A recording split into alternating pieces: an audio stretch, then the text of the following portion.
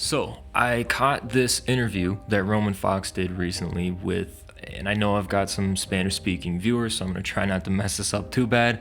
Jorge Delgado-Ureña from the Raw Society. He's one of the co-founders over there, and he's a fantastic photographer, street photography, documentary, that kind of style. Really interesting person, and a ton of really interesting views on photography, just philosophically, technically, etc. In the interview that I mentioned, he said something right up top that I really latched onto. He said, photography is the only medium of expression which you have to be there to do. He goes on to say that photography forces you to be in the moment, which means that you as the author of it are going to experience the weather, the people, the different languages, danger, happiness, and not only does it force you to feel those things, but they end up being imprinted in your work. Welcome back, it's Friday. This is Snapping App 33. If you're new here, this is my weekly-ish mini-series about all things photography and videography. Now, the first thing that Jorge says in that interview, that photography is the only art form that forces you to actually be where you're creating the art, be where the art is made.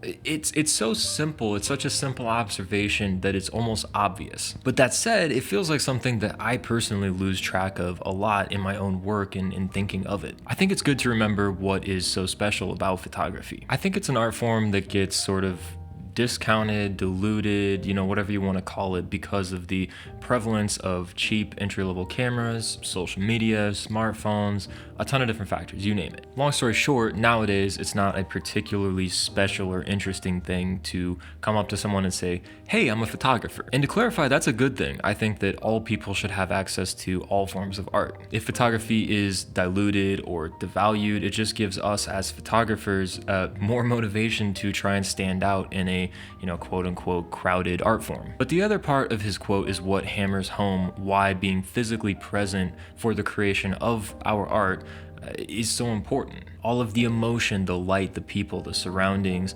they get stamped into your work as you make it. I think that the best photographs are taken by photographers who think a lot about their work, the making of it, the people in their shots, the culture they're documenting, all of those pieces, even how they shape and tweak the end result in post if they do any kind of editing. In my opinion, the amount of thought that a photographer puts into their work directly correlates to the quality of it. And that's because eventually thought equals emotion. If you think enough, you have no choice but to eventually feel, and emotion is what gets its hooks into you. It's what sinks its teeth into you when you look at a photograph. It's next to impossible to feel disconnected from your art as a photographer. You have to stand in front of the scenes and subjects that you capture. And it's that connection that I think lends photography its value, particularly when that connection is explored on a complex or introspective level by the artist who made it. Now, I have to admit that I'm contradicting myself a little bit here. In another video not too long ago, I described feeling as though I had taken a bunch of shots of a place that I had lived and I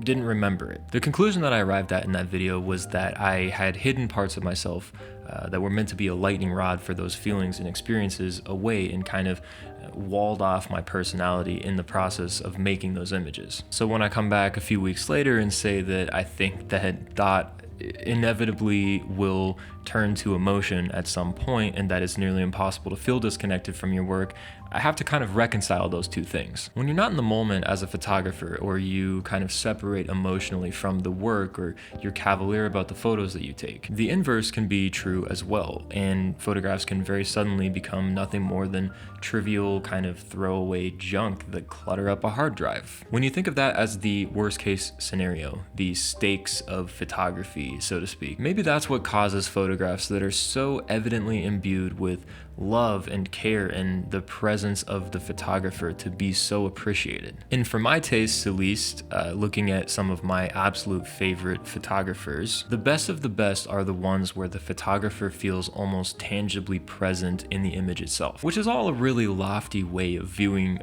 art that nobody has asked us to create, and very few people probably care that we have. It makes me think about how I feel when I'm traveling, and it's a huge part of why I can't wait to get back to doing big, long stretches outside of the country again, hopefully very soon. Feeling uncomfortable, like an outsider, like an observer, figuring out how to get around, navigating a different language, all of the little particularities. Those things have a way of putting you so firmly in the present. You have to think so much more about things that have become automatic at home. When you have to figure out what train to get on, or mentally convert the price of everything that you buy, or try to figure out what the word for sandwich is in the local language, it just doesn't leave as much room for all of the stuff that gets in the way of feeling really present, really, a part of what's going on.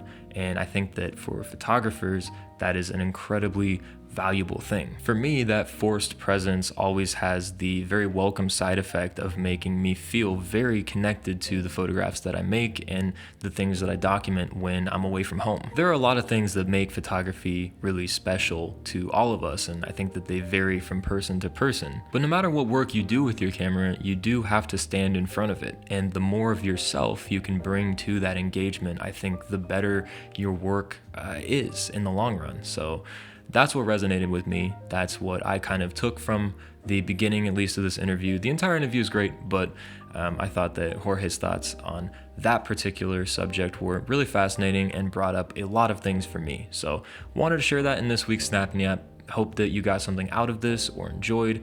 If you got anything to add, be sure to drop that in the comments down below. You've seen a YouTube video before, you know the whole like, comment, subscribe drill. Really appreciate you watching as always, but that's gonna do it for me. I will talk to you very, very soon in the next video.